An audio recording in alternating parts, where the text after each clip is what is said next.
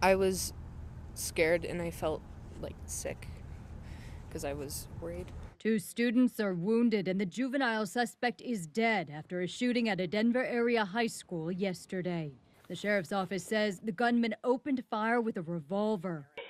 I know these people. This video shows terrified students fleeing the scene and ringing a doorbell at a nearby home. Keep running! Others describe being inside Evergreen High School when the shooting began. There was a message over the intercom, and they basically just said that they were going into lockdown. Police say first responders reached the scene within 2 minutes and were in contact with the suspect about 3 minutes later. In total, officials say more than 100 members of law enforcement swarmed the school. So grateful for the really brave staff here in Jefferson County and at Evergreen, and so grateful for first responders.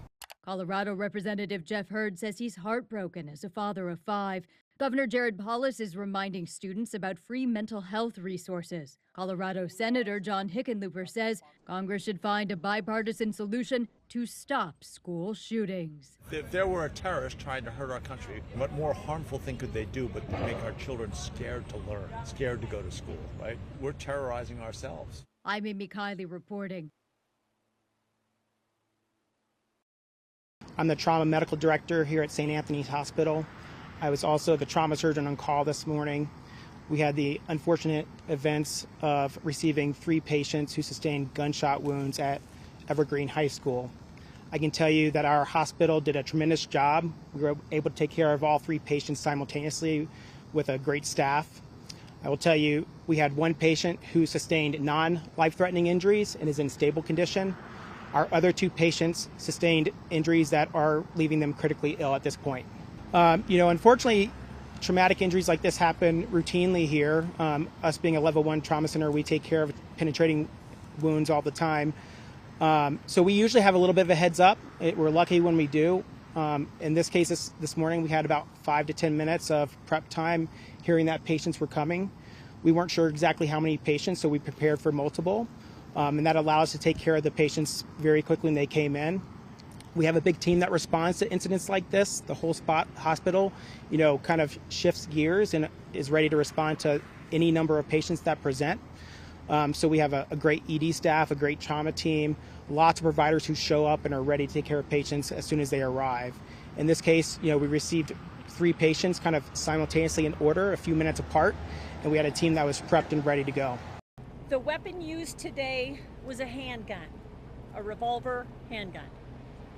We did determine that we have multiple scenes at the school. We have some scenes inside the school where some shootings occurred, and then outside the school as well. So several crime scenes to process and lots of people to interview. There were a lot of kids inside the school who saw it, heard it, witnessed something, so we'll be tied up with those interviews for some time. Obviously, we're going to focus on that suspect's home, his car, his locker, all the things that we need to do to find out more about him and maybe why this happened. We were asked a question about explosives, and there's no reason so far for us to believe that there's anything related to explosives involved in this. Any writings that might be out there, anything on social media, we just don't know those things yet. Reunification went, I don't know if it went really well. It was bumpy because we had kids running in every direction, to the library, to the substation, to a couple different schools. Once we got that organized, we're down to about 20-25 students left in reunification. So if you are a parent who's still not been united with your child, we want you to do that. And as soon as reunification is done, we will open up Highway 73 and Highway 74, and so you can move about through downtown Evergreen again.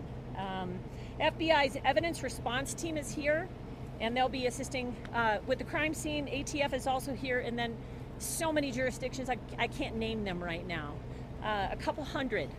And just to verify, all 3 that were transported immediately from the school sustained gunshot wounds, and we think that that's it. There have been some talk about a 4th transport, and we just haven't been able to nail it down. I don't know why, but that's where we're at. We did have deputies, as Jackie said, on scene within 2 minutes. Our partners at R1 Schools has been working with us throughout this tragedy. We had a metro-wide response.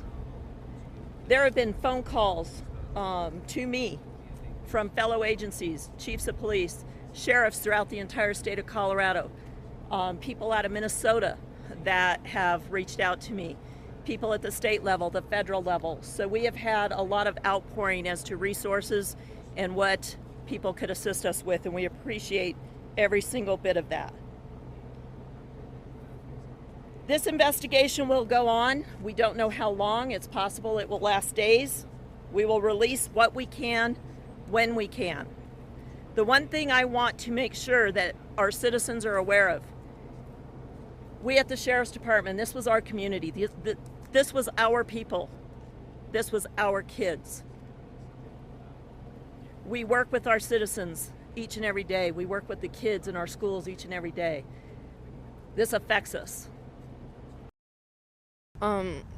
I was scared and I felt like sick because I was worried.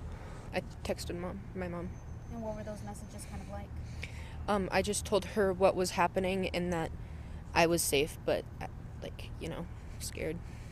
There was a message over the intercom and they basically just said that they were going into lockdown. I was in the nurse's office right before it happened, so I heard the walkie-talkies before too. You're really anxious, sad, really scared, and so grateful. So grateful for the really brave staff here in Jefferson County and at Evergreen, and so grateful for first responders.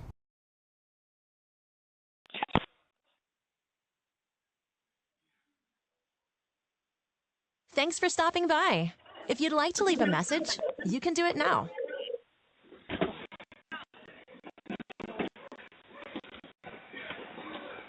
Yo, ring the doorbell. Oh, Danny, please! I know these people! Hey! Keep running! Oh.